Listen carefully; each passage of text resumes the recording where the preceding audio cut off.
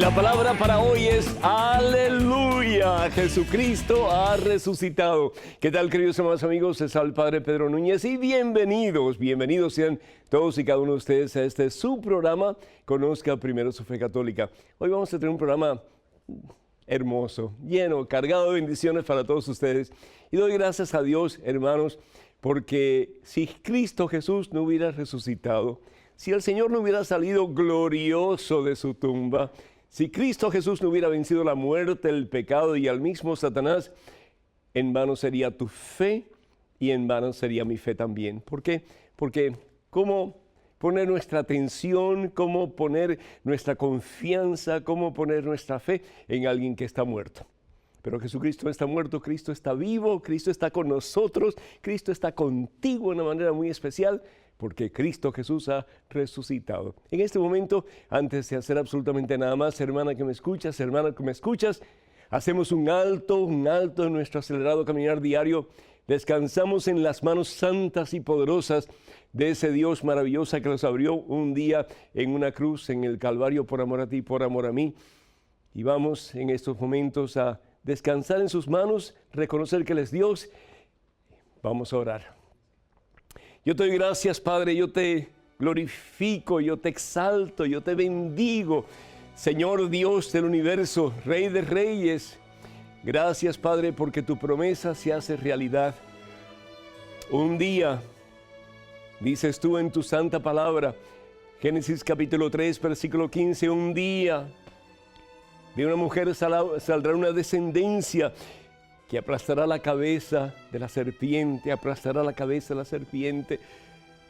Ya no tendremos que estar sujetos a la serpiente, ya no tendremos que estar prisioneros de la serpiente, ya no tendremos que vivir la destrucción que la serpiente brinda, que al fin y al cabo es Satanás y la destrucción es el infierno. Podemos, oh Dios, a través de tu descendencia, comenzar a caminar en un camino nuevo, en un camino de victoria, en un camino de esperanza, en una vida nueva, Señor, hasta que podamos llegar a ti y verte cara a cara, Señor, y contemplar, Señor, la profundidad de tu amor por cada uno de nosotros y embriagarnos, oh Dios, de tu santa paz, de tu santo gozo y de tu eterna presencia. Gracias, oh Dios, gracias, mi Señor, por cada uno de mis hermanos que está escuchando, por mis hermanas, Señor, que el gozo de la resurrección llene sus corazones, mi Dios.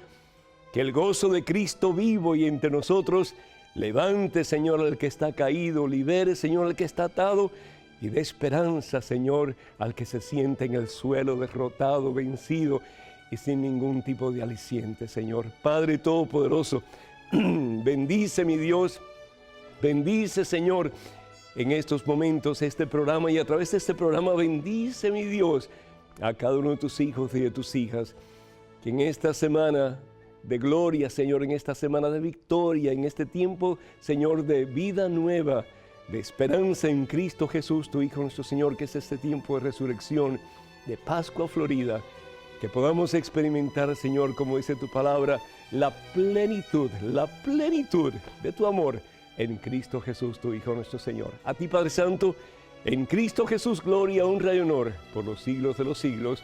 Amén, Señor, amén.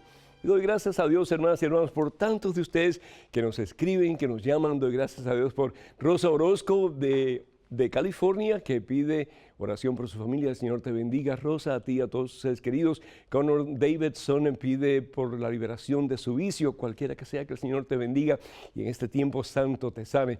Felicia de Florida y Felicia, Dios te bendice. Pedimos por paciencia para ti y que sepas que la paciencia es la madre de todas las virtudes y con Cristo Jesús hay paciencia. ¿Por qué? Porque en Él todo lo podemos y todo lo hemos de alcanzar. Candelaria Bautista de California pide por su sobrina Araceli, que el Señor te bendiga y que el Señor bendiga a tu sobrina también, Araceli. Pedimos también por Gabriela de California, que pide por su bebé que está próximo a nacer, si es que no ha nacido ya, que el Señor te bendiga, mi hija. Y Luis Arturo Menéndez pide por una estrecha relación con Jesucristo. Dios te bendiga, Luis Arturo, y que así sea. Ana de Nueva York pide que Dios derrame su divina misericordia sobre el mundo entero y así, pues nos unimos a ti para pedir precisamente por ese maravilloso don. Y Ana María Bautista de Indio, California, pide por Felipe Martínez, que está muy grave, que el Señor lo bendiga. Esa es la santa voluntad de Dios, que pueda sentirse restituido y liberado de todo mal. Verónica Castro pide por el reposo del alma de su mamá, María Guerra, que murió recientemente, que el Señor le bendiga en abundancia y que le dé la corona de los santos, que es el cielo. Y también por todos aquellos que nos han solicitado oración a través de la página de este servidor, del Padre Pedro Núñez en Facebook. Que el Señor bendiga todas sus necesidades y todas sus oraciones se hagan realidad según la santa voluntad de Dios. Y doy gracias a Dios por María del Carmen de Virginia, también por José Ernesto, por Gabriel y por tantos otros que nos escriben para darnos las gracias por este programa que hacemos con todo cariño por todos y cada uno de ustedes. Si Cristo no hubiera resucitado, dice la palabra de Dios, en vano sería nuestra fe. Pero bendito sea Dios, hermanos, hermanas y hermanos, la tumba de Jesucristo está vacía. A diferencia de los otros líderes de diferentes religiones en el mundo entero, la tumba del líder cristiano Jesús está vacía. ¿Por qué? Porque Jesús no está muerto, hermano, hermana. Jesús no está en una tumba, hermano, hermana. Jesucristo ha vencido la muerte. Jesucristo ha resucitado. Jesús lo dijo: destruyan este templo, hablando de su propio cuerpo. Destruyan este templo y en 3 días yo lo resucitaré. En 3 días yo lo levantaré. En 3 días yo lo glorificaré. Jesús lo podía decir como Dios. En Jesús hay 2 naturalezas, bien sabemos, la divina y la humana. Sabemos que la naturaleza humana es el Espíritu Santo de Dios quien levanta a Jesús, resucita a Jesús humano, pero Jesús divino, Él mismo es quien resucita a su naturaleza humana. Jesús es Dios y por lo tanto Jesús alcanza por sí mismo la victoria. Acuérdense, no hay división entre el Padre, el Hijo y el Espíritu Santo.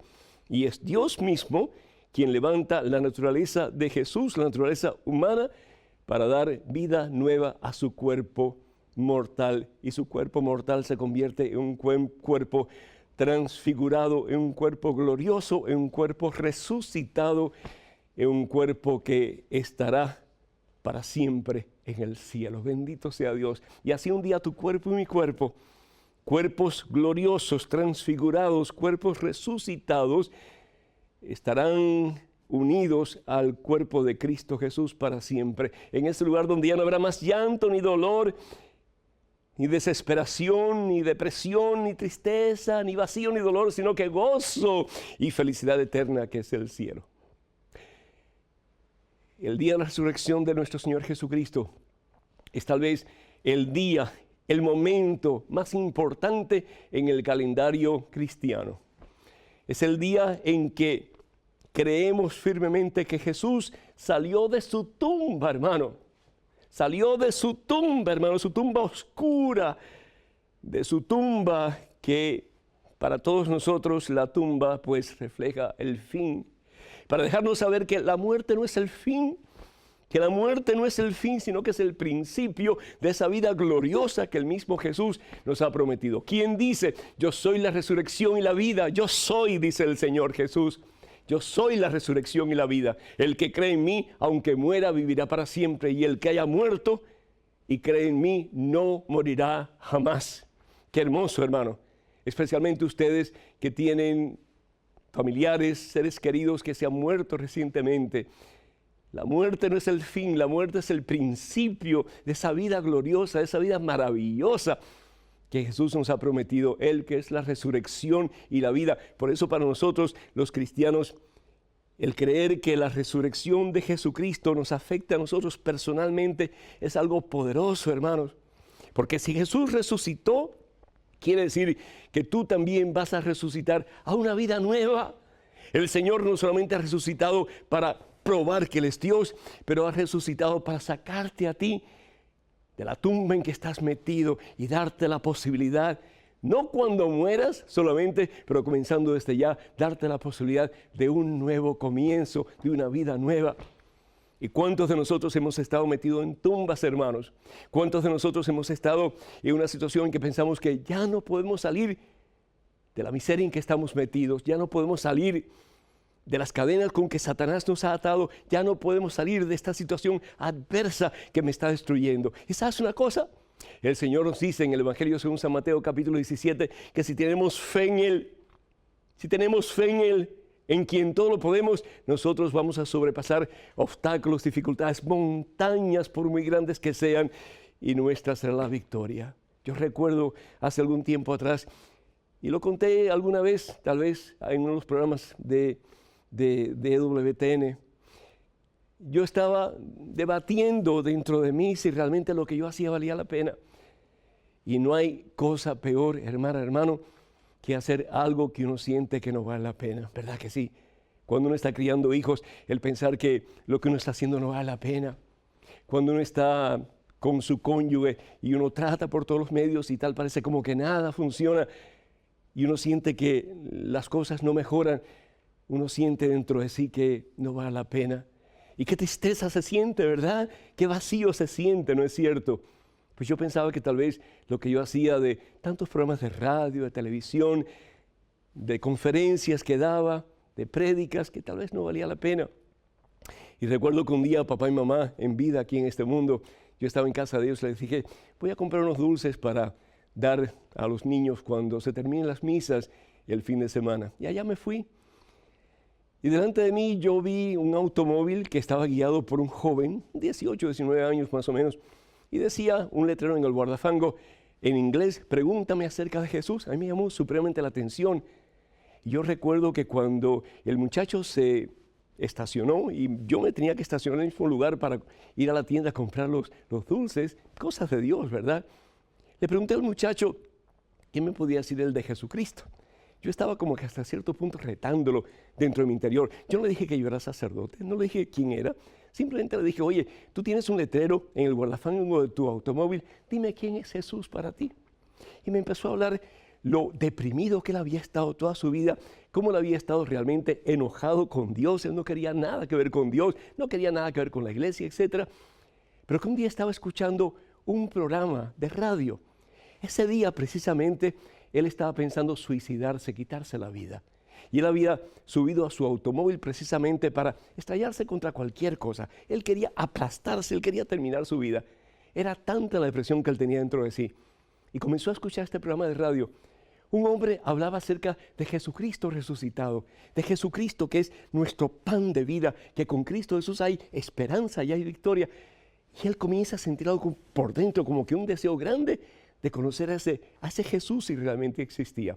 El caso es que detiene su automóvil y empieza a llorar como niño. Las palabras de aquel hombre, Dios las había utilizado para tocar el corazón duro de aquel joven que quería matarse. El caso es que va a una iglesia católica, y el sacerdote lo ayuda para que le entregue su vida a Jesucristo. Y dice, desde ese momento en adelante, estoy predicando que hay esperanza en Jesús. Yo soy una persona nueva. Jesucristo me ha levantado de mi miseria, me ha sacado de mi tumba y siento que he resucitado. Yo le dije, oye, ¿y cómo se llama ese programa? Yo quiero una copia. Dice, yo no soy de aquí, yo soy de Alabama, pero era un tal Padre Pedro Núñez del Ministerio Mensaje. Yo no le dije quién yo era. ¿Qué palabras puedo utilizar yo que puede sacar a alguien de la tumba en que está metido? Solo Jesús, hermano. Escucha este programa, tal vez hay una palabra de bendición para ti que también te saque de la tumba en que estás metido y te dé la oportunidad de un nuevo comienzo, ¿sí? Una resurrección en este día, en el nombre y por el poder de Cristo Jesús el Señor. Para que nos llamen en Estados Unidos, el teléfono es el 1-800-221-9460. Repito, 1-800-221-9460. Y demás internacionales, por favor, marquen el número 1-205-271-2980. 1-205-271-2980. Vamos a una pequeña pausa, pero regresamos en cuestión de momentos. Así que, hermanas y hermanos, por favor, no se vayan. Quédense con nosotros.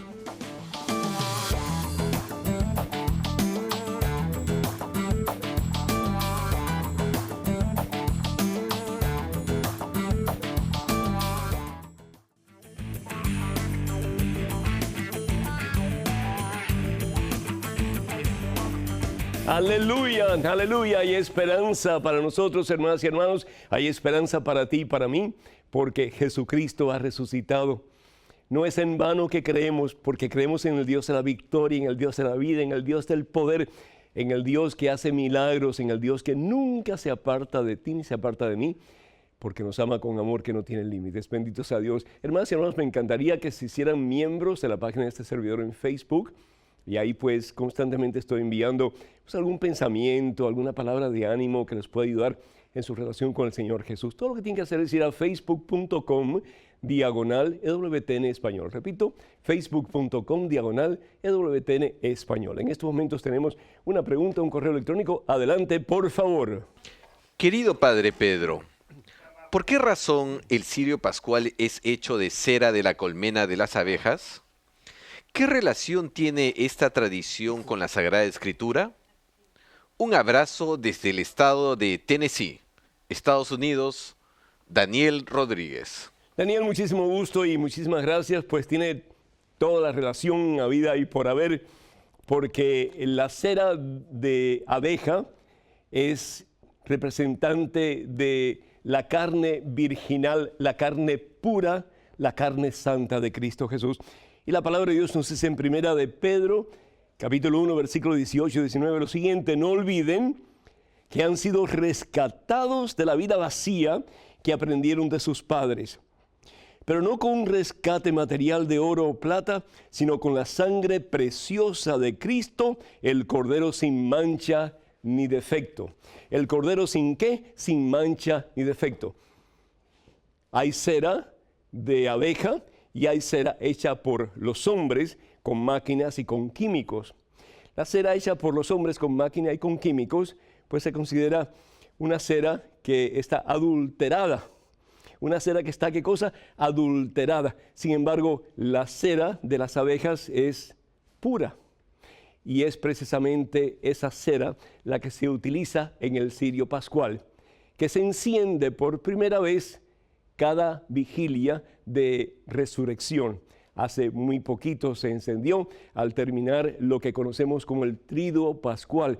El Triduo Pascual, la palabra pascual de paso, es decir, el paso de la tierra de esclavitud en el sentido nuestro, la tierra aquí en este mundo, a la tierra que nos espera o la patria que nos espera, que es el cielo. El cirio representa a Jesús, la luz del mundo. Evangelio según San Juan, capítulo 8. Jesús es la luz del mundo y Jesús nos invita a nosotros a hacer luz en su nombre para iluminar este mundo que vive en tinieblas porque vive en pecado. Cuando nosotros celebramos la vigilia de resurrección, usamos ese cirio y usamos un fuego nuevo, y el fuego nuevo simboliza la resurrección de Cristo Jesús. Se le pone al cirio 5 pelotitas de incienso, y esas pelotitas de incienso, ese incienso nos recuerda las 5 llagas de Jesús, que lo dio en una cruz todo por amor a ti, por amor a mí. Y cuando nosotros pues encendemos esas velas, nos recordamos también del Antiguo Testamento, de la palabra de Dios, especialmente en el libro del Éxodo capítulo 40, versículo 38, donde dice: porque la nube de Yahvé descansaba sobre la morada durante el día, y durante la noche había columna de fuego. Esa columna de fuego, ese fuego, esa luz es la presencia de Jesús, y por eso el cirio pascual simboliza la presencia de ese que viene a traernos una vida nueva, una vida llena de luz y de victoria, que es Jesús el Señor. En estos momentos, otro correo electrónico con otra pregunta. Adelante, por favor. Reciba un saludo cordial y fraterno de un servidor, deseándole abundantes bendiciones. Soy católico desde pocos meses de nacimiento, 1964, y como tal, en ningún momento he objetado lo mandado por Dios y las enseñanzas de la Iglesia. Sin embargo, quisiera que me aclare, ¿por qué en una estación del Vía Crucis se habla de la Verónica, sin ninguno de los 4 evangelios se hace referencia a ella? Gracias por su atención y su respuesta. Saludos desde Guatemala, Valdemar. Muchísimas gracias y pues Valemar, la razón por la cual se presenta la Verónica en la sexta estación es porque la Verónica representa a todos los hombres y mujeres de buena voluntad que siguiendo el ejemplo de Jesús de dar la vida por los hermanos si es necesario o de servir a los hermanos en momentos de peligro y de necesidad, pues entonces en ella estamos representados todos nosotros que queremos de verdad imitar al Señor y seguir sus ejemplos. ¿Quién es la Verónica? ¿Qué quiere decir por encima de todo Verónica? Es el rostro verdadero del Señor Jesús. Esta mujer que enjuga el rostro de Jesús, me imagino sus lágrimas y también su sangre. Una cosa es importante es que porque no esté en la Biblia no quiere decir que no sea histórico. Porque la Verónica no esté en la Biblia, no aparezca en la Biblia, no quiere decir que ella nunca enjugó el rostro de Jesús. Pero supongámonos que ella no existió. Sin embargo, es un personaje simbólico, como dije anteriormente, nos representa a todos nosotros. Según estudiosos, de la Santa Biblia y de la historia de la Iglesia, dicen, y de acuerdo sobre todo a algunos escritos apócrifos, especialmente las actas de Pilato, que por supuesto pues no forman parte del canon de la Iglesia y por lo tanto no se consideran inspirados, no se considera palabra de Dios, pero sin embargo hay cosas en esos escritos que son históricos y en ellos pues se relata precisamente el caso de la Verónica. Y la Verónica, muchos estudiosos la comparan o creen que es la hemorroísa, la mujer que recibió aquel milagro maravilloso de parte de Jesús cuando estaba sangrando. Tenemos que estar conscientes que una persona en los tiempos de Jesús cuando sangraba se consideraba impura. ¿Por qué? Porque la sangre, igual que la grasa, de acuerdo al libro de Levíticos, capítulo 3, le pertenece exclusivamente a Dios. Y sin embargo, pues esta mujer estaba sangrando. Y sin embargo, ¿qué es lo que hace Jesús? Jesús la sana, porque lo puro viene a lo impuro. También esta mujer que supuestamente era la Verónica y que fue la hemorroísa también, supuestamente también se llamaba Berenice, y Berenice no era otra sino que la esposa de Zaqueo. Evangelio según San Lucas, capítulo 19. ¿Fue cierto o no? No sabemos. Cuando lleguemos al cielo vamos a preguntar a Dios. ¿Era cierta la mujer o era simplemente un símbolo que se utilizó? No importa. Lo importante es que esta mujer nos representa a todos nosotros, a todos aquellos que siguiendo la voz del amor nos arriesgamos a ayudar a aquellos que están en necesidad, aún en los momentos de más peligro para nosotros y de mayor necesidad para ellos. Qué hermosa lección, ¿verdad que sí? En estos momentos otro correo electrónico. Adelante, por favor. Buenas, Padre Pedro. ¿Una persona que no sea sacerdote puede absolver pecados en caso de muerte? Gracias, Padre, y felicidades por su programa. Bendiciones, David. David, muchísimas gracias y la respuesta así en concreto es no. Solamente los obispos, que son los sucesores de los apóstoles, tienen realmente la autoridad de Jesucristo para perdonar los pecados. Dice la palabra de Dios en el Evangelio según San Juan, capítulo 20, versículo 21 en adelante, como el Padre me envió a mí, dice Jesús, aquellos que estaban congregados en el aposento alto, sus más cercanos colaboradores, es decir, sus apóstoles, como el Padre me envió a mí, así yo los envío a ustedes. Dicho esto, sopló sobre ellos y les dijo, reciban Espíritu Santo. ¿Reciban qué cosa? Espíritu Santo. Los pecados que ustedes perdonen serán perdonados, los pecados que ustedes retengan serán retenidos.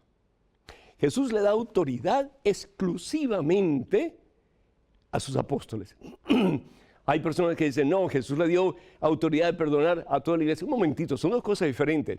Jesús nos invita, nos exhorta, nos anima y nos pide a todos los miembros de la iglesia, a todos los bautizados, que perdonemos. ¿Cuántas veces debo perdonar, Señor? 7 veces, le pregunta Pedro a Jesús. No, Pedro, 7 veces no. ¿Cuántas veces? 70 veces 7. Es decir, siempre. Cuando alguien me ofende a mí, yo tengo en el nombre de Cristo Jesús que perdonar. Y perdonar no significa olvidar lo que me han hecho. Perdonar simplemente significa, como hemos dicho anteriormente, es mirar a esa persona en los ojos sin sentir deseos de venganza o siquiera dolor. Y eso solamente lo podemos hacer con la gracia y el poder de Cristo resucitado en nosotros. Ahora, perdonan los pecados solamente los apóstoles y los sucesores de los apóstoles, que son nuestros obispos. La palabra obispo significa supervisor, el que supervisa o se cuida la comunidad que ha sido encargada a él, que en este caso es una diócesis. Nosotros los sacerdotes somos extensiones de los obispos, es decir, recibimos la facultad para perdonar los pecados, pero en el nombre de Cristo Jesús a través de los obispos. Es el obispo quien me da facultad para yo perdonar, y si el obispo algún día me quita la facultad, yo no puedo absolver en el nombre de Dios y en el nombre de la comunidad. Entonces, nadie puede perdonar pecados, solamente el obispo y aquellos que el obispo le dé la facultad. Ahora sí, una cosa muy importante. Todo ser humano, todo cristiano, estamos bajo la responsabilidad y sí, con la obligación de ayudar a los que están moribundos a bien morir. ¿Y cómo hacer eso? Pues ayudar a esa persona para que haga un buen acto de arrepentimiento y para que invite a Jesús en su corazón y de esa forma hacer la paz con el Señor. Suficiente para que esa persona reciba el perdón del pecado en esos momentos que no puede tener un sacerdote a mano y recibir también un día la corona de los santos, que es el cielo. Para que nos llamen en Estados Unidos, perdón, el teléfono es el 1-800-221-9460, 1-800-221-9460. Llamadas internacionales, por favor, marquen el número 1205-271-2980, 1205-271-2980. Vamos a una pequeñísima pausa, pero regresamos en cuestión de momentos. Hermanas y hermanos, por favor, no se vayan, quédense con nosotros.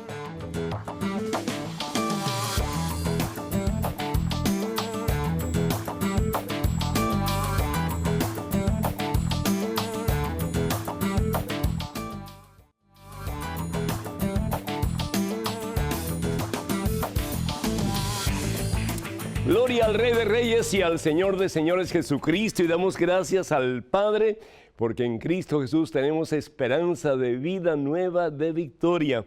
Hermanas y hermanos, mi productor Pablo Pilco me entregó un correo electrónico que quisiera compartir con ustedes. Viene de David de Bogotá, Colombia, y resumiendo dice así: mi pregunta es la siguiente: ¿es normal tener altibajos en la fe? Y yo creo que todos nos podemos identificar con David, ¿verdad? Es normal tener altos y bajos en la fe. Digo esto porque a veces me dan ganas de renunciar y pienso que es muy difícil seguir el camino del Señor. David, bendito sea Dios, yo creo que esa es la experiencia de todo cristiano. Jesús nunca prometió un jardín de rosas para aquellos que quisiéramos seguirlo. Jesús prometió una cruz. El que quiera seguirme, que venga en pos de mí y que me siga diariamente, dice el Señor en el Evangelio según San Lucas. Me gusta mucho lo que el Señor Jesús dice en el Evangelio según San Mateo, capítulo 7, versículo 3 en adelante. David, si tienes tu Biblia, me gustaría mucho que tú la abrieras. Y dice la palabra de Dios: entren por la puerta angosta, porque ancha es la puerta y espacioso el camino que conduce, ¿a dónde? A la ruina, dice el Señor. Pero qué angosta es la puerta y qué escabroso el camino que conduce a la salvación, y qué pocos son los que lo encuentran. Y termina el Señor Jesús diciendo en el versículo 21, no bastará decirme Señor, Señor, para entrar en el reino de los cielos, sino más bien entrará el que está dispuesto a hacer la voluntad de mi Padre Dios.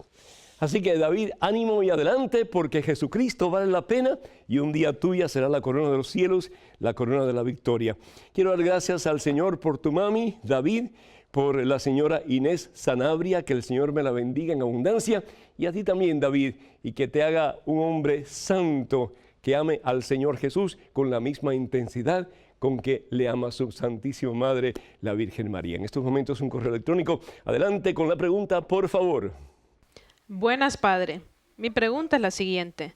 ¿Qué opina usted sobre las almas del purgatorio que visitan a personas especiales para pedirles que ofrezcan Eucaristías para salir del purgatorio? Gracias por su respuesta, Kenia Maritza. Muchísimas gracias, Kenia, que Dios te bendiga.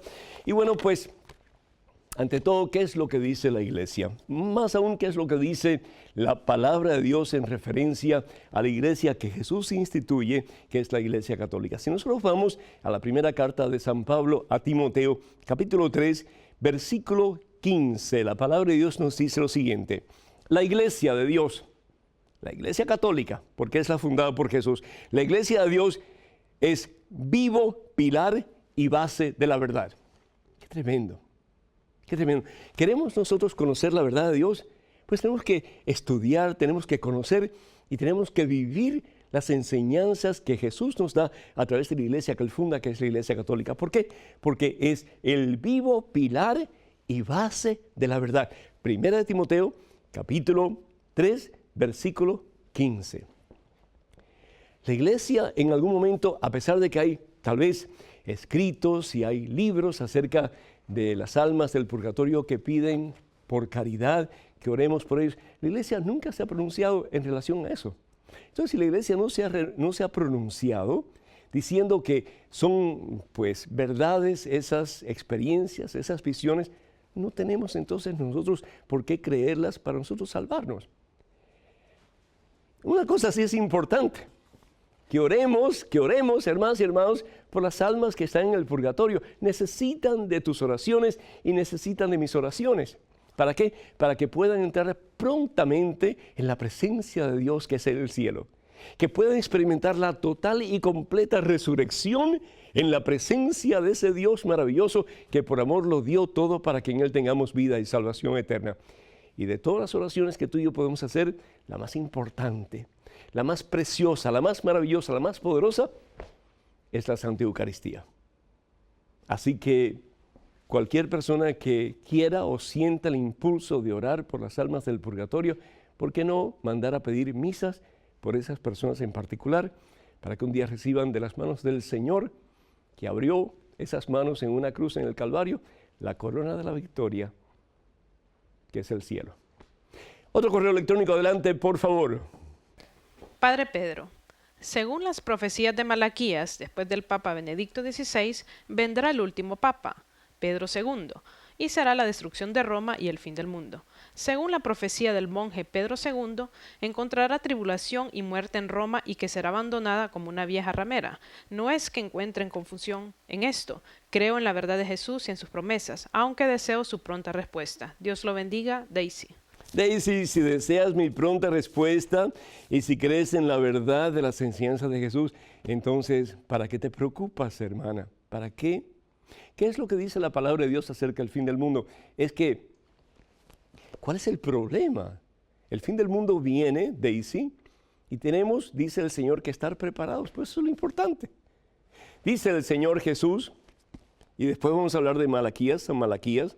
Dice el Señor Jesús en el Evangelio según San Mateo, capítulo 24, versículo 42, por eso estén despiertos, porque no saben el día en que vendrá el Señor. Estén despiertos, porque no sabemos el día del Señor. No sabemos cuándo Jesús va a venir en su segunda venida. Por eso tenemos que estar despiertos. Es decir, como las vírgenes sabias que tenían sus lámparas encendidas y tenían suficiente reserva de aceite. Es decir, nosotros tenemos que estar bien preparados porque no sabemos ni el momento ni la hora.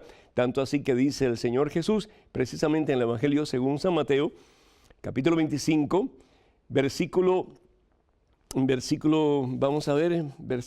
Evangelio según San Mateo, capítulo 24, versículo 44.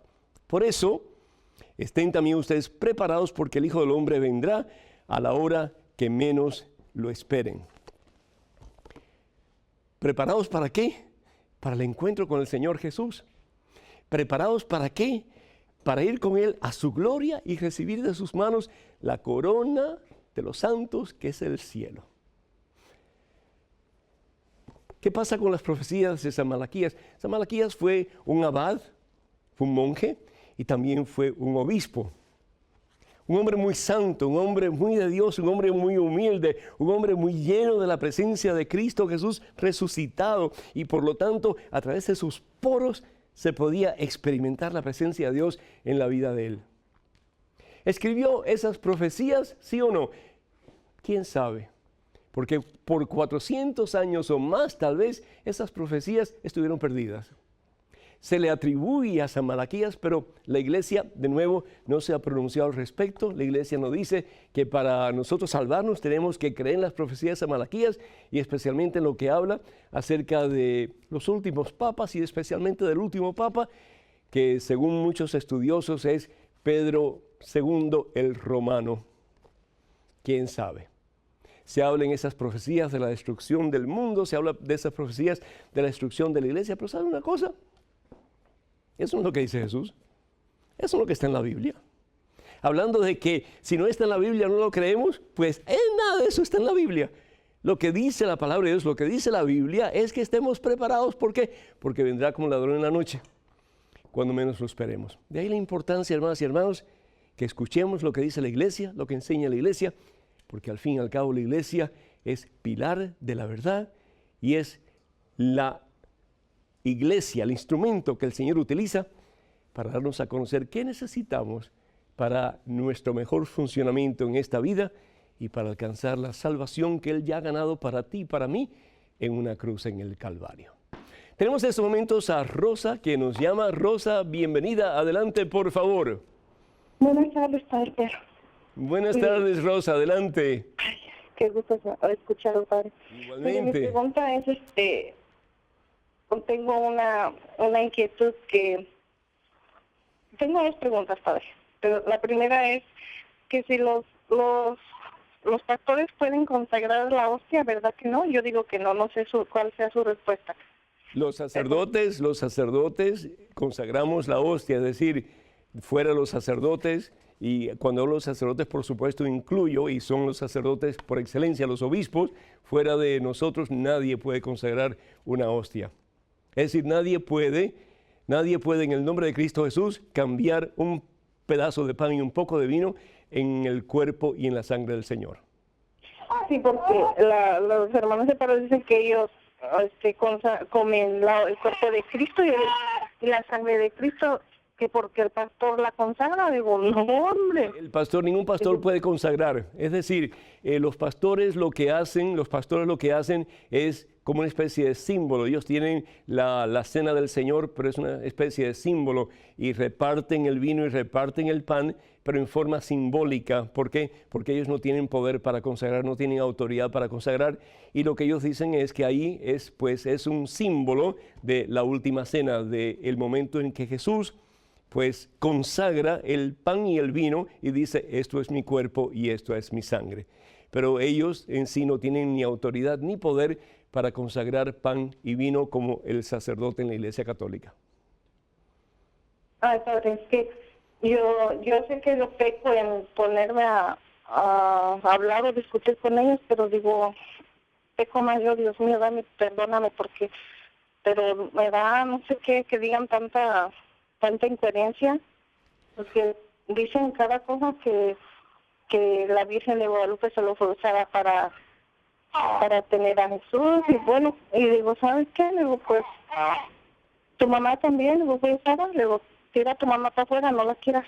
Digo, yo comparo a mi madre con la Virgen de Guadalupe, y si yo quiero a mi madre, quiero a la Virgen de Jesús, quiero a Jesús, quiero... Mira, Rosa, en referencia a eso, si una persona te dice, mira, Rosa, yo te amo pero infinitamente, pero a tu mamá ni la quiero ver en pintura, a tu mamá no me la traigas a mi casa porque no la quiero ver, ¿qué tú piensas de esa persona? Pues así desafortunadamente, muchas veces actúan nuestros hermanos evangélicos, protestantes, simplemente para sembrar veneno. Y yo sé que hay muchos hermanos protestantes y evangélicos que no son así. Pero ¿cuántos no hay y cuántos no nos hemos encontrado nosotros que desafortunadamente constantemente están sembrando veneno? Por eso es importante que conozcamos la verdad, y la verdad, nos dice la palabra de Dios, nos va a hacer libres. ¿Y dónde encontramos la verdad? En dos fuentes maravillosas de revelación, en la Santa Biblia y a través de la Iglesia y lo que nos enseña la iglesia que Jesús funda, que al fin y al cabo es la iglesia católica. Para que nos llamen, el teléfono es el 1-800-221-9460. En Estados Unidos, repito, 1-800-221-9460. Y llamadas internacionales, por favor, marquen el número 1-205-271-2980. 1-205-271-2980. Vamos a una pequeñísima pausa, pero hermanas y hermanos, en este tiempo de resurrección no nos vamos a demorar mucho, regresamos pronto, así que por favor, quédense con nosotros.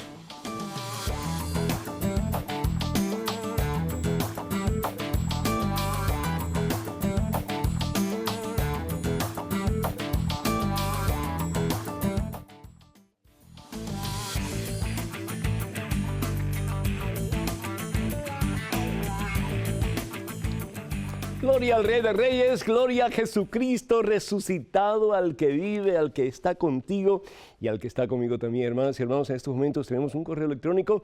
Adelante, por favor. Padre, vivo en unión libre desde hace 8 años. Mi compañera me dice que no puedo comulgar, pero yo le digo que sí porque antes de recibir la comunión pronunciamos: Señor, no soy digno de que entres en mi casa, pero una palabra tuya bastará para sanarme. Saludos cordiales, Adrián, Costa Rica. Adrián, qué sencillo sería, ¿verdad? Si todo lo que tengo que hacer es decir: Señor, yo no soy digno de recibirte, pero una palabra tuya bastará para sanarme. Y ya, estoy limpio, no tengo ningún compromiso, no tengo ninguna responsabilidad. Adrián, es mucho más que eso.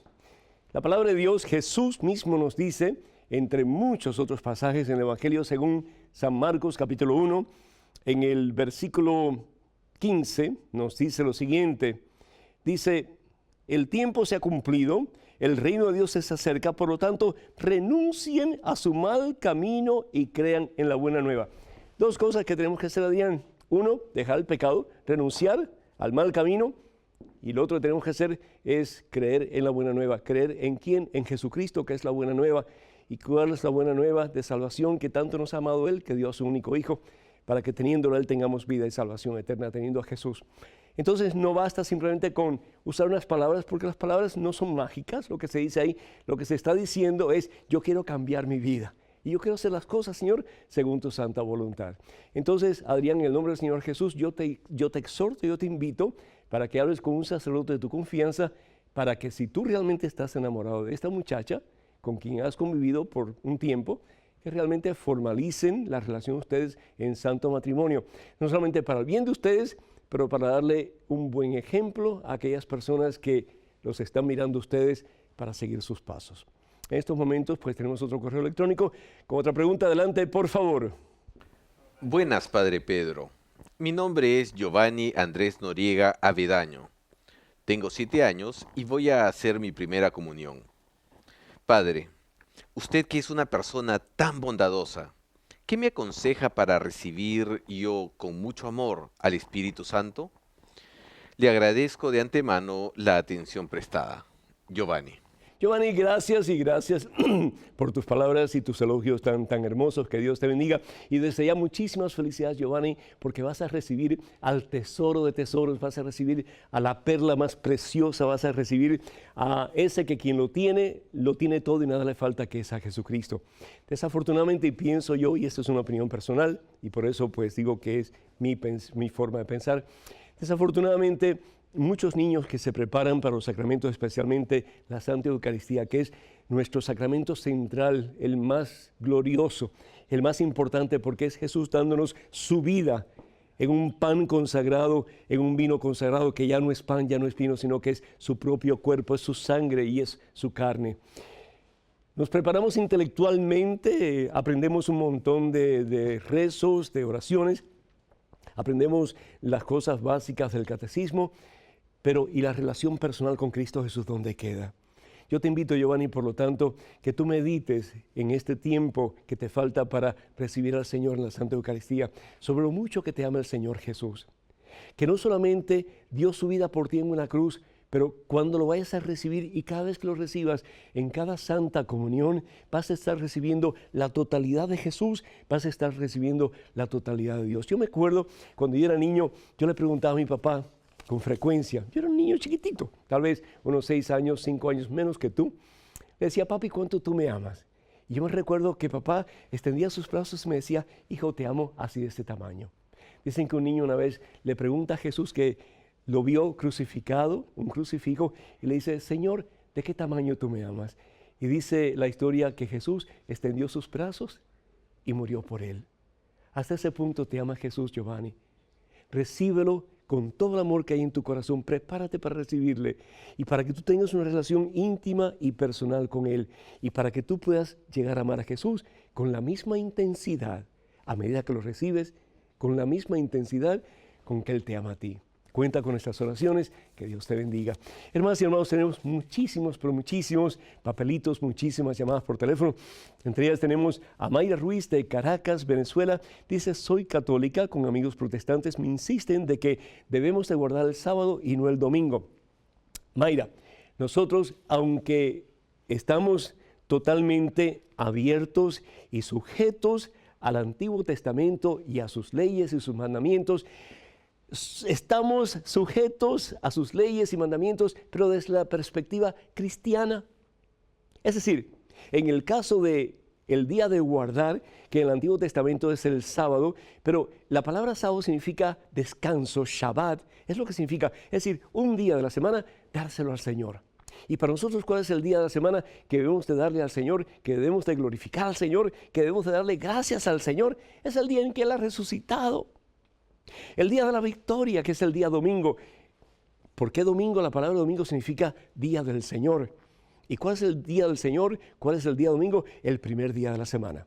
Evangelio según San Juan, capítulo 20, versículo 1 en adelante. María Magdalena, que va el primer día de la semana a la tumba pensando que Jesús está muerto. ¿Para qué? Para ungir el cuerpo de Jesucristo. Y Jesucristo no estaba muerto. Jesucristo no estaba en la tumba. Jesucristo había resucitado. Por lo tanto, el día domingo es el día de nosotros como cristianos de guardar para el Señor y de glorificar su santo nombre. Luis Alberto Coronado de Victoria, Canadá, pregunta, ¿qué significado tienen los 4 caballos del Apocalipsis? Bendito sea Dios que están estudiando la Santa Biblia. Si vamos al libro del Apocalipsis, si ustedes tienen sus Biblias, el libro del Apocalipsis, en el capítulo 6, si mal no recuerdo, aquí está. Nos habla de los 4 caballos del Apocalipsis, lo que eso significa. Dice la palabra de Dios, apareció un caballo blanco, versículo 2, capítulo 6, un caballo blanco. El que montaba tenía un arco, le dieron una corona y partió como vencedor. Y para vencer, ¿cuál es el caballo blanco? La palabra de Dios. La palabra de Dios. La palabra de Dios que ha sido escuchada desde siglos y seguirá siendo escuchada hasta el fin de los tiempos. El segundo caballo, dice la palabra de Dios, caballo de color rojo fuego. ¿Y cuál es este caballo rojo fuego? Dice, al que lo montaba se le ordenó que desterrara la paz de la tierra y se le dio una gran espada para que los hombres se mataran unos a otros. Qué triste, pero es una realidad. ¿Y cuál es ese caballo? La guerra, hermanos. Y sigue la palabra de Dios diciendo, cuando abrió el tercer sello, oí gritar al tercer ser viviente, ven, y esta vez el caballo negro, el que lo montaba tenía una balanza en su mano. Entonces se escuchó una voz en medio de los 4 seres que decía, una medida de trigo por una moneda de plata. ¿Cuál es ese caballo? El hambre, a consecuencia del orgullo, de la vanidad, de la incapacidad de amar de los seres humanos. Y el último caballo, ¿cuál fue? Caballo color verdoso. ¿Y cuál es ese caballo? Las epidemias, las enfermedades que causan la muerte. Jesucristo ha vencido a esos 3 caballos. La palabra de Dios hecha carne, el caballo blanco, es vencedor. De ahí el blanco, que significa, ¿qué cosa? Victoria. Y estamos llamados a proclamar desde nuestras gargantas que con Cristo Jesús no tenemos nada que temer, porque con Él todo lo podemos y todo lo hemos de alcanzar. María Jiménez de Princeton, New Jersey, dice que un amigo de ella se va a casar. El amigo es homosexual. Usualmente se utiliza la palabra gay. La palabra gay en inglés significa contento, alegre. y bueno, pues para que ustedes evalúen, ¿no? Se va a casar y le pidió a ella que fuera testigo de su boda. Ella es católica, ¿qué debe hacer? Primero que todo, nosotros no podemos atestiguar el pecado de otra persona. Dios ama al pecador, pero Dios aborrece el pecado, y toda relación sexual fuera del matrimonio sacramental es un pecado serio, hermanos, es fornicación. Y dice la palabra de Dios en Gálatas, capítulo 5, que no solamente es un pecado serio, un pecado mortal, pero que tengamos cuidado, porque si seguimos así no vamos a ir al cielo, tan sencillo como eso. Y ustedes pueden decir cualquier cosa, pero yo estoy usando la palabra de Dios y estoy usando lo que la iglesia enseña. Si nosotros nos queremos desviar, pues cada cual tiene que tomar su decisión. Pero aquí está la verdad, y la verdad nos hace libres. Y no solamente eso, cualquier católico, cualquier cristiano que vaya a una boda que no está de acuerdo con la palabra de Dios y de acuerdo con el pensar de la iglesia, es decir, donde no hay sacramento, no tenemos que estar ahí. No tenemos que estar ahí, porque nuestra presencia aquí indica que yo estoy aprobando lo que ahí se está haciendo. Entonces, ¿dónde estamos, hermanos? ¿Dónde estamos? El Señor Jesús bien claramente nos dice, tenemos que tomar una decisión, o calientes o fríos. ¿Por qué? Porque los tibios yo los expulso de mi boca, dice el Señor Jesús. Y demasiada tibieza hay en nuestra iglesia, demasiada tibieza hay en las iglesias cristianas. Por mucho fuego que por afuera haya, por dentro, muy tibios. Y tenemos que tomar una decisión básica y fundamental, o con Cristo, hasta las últimas consecuencias, o sin Cristo. Él por amor a ti lo dio todo hasta las últimas consecuencias. Ojalá que tú y yo estemos dispuestos a hacer lo mismo. Hermanas y hermanos, acuérdense de orar por EWTN y acuérdense de su aportación económica. Necesitamos de todos para que podamos seguir llevando la buena nueva de Cristo Jesús al mundo entero. Que el Señor nos bendiga en abundancia, en el nombre del Padre, del Hijo y del Espíritu Santo. Amén. Feliz época de resurrección. Que pasen un día muy feliz y hasta el próximo miércoles. Dios mediante.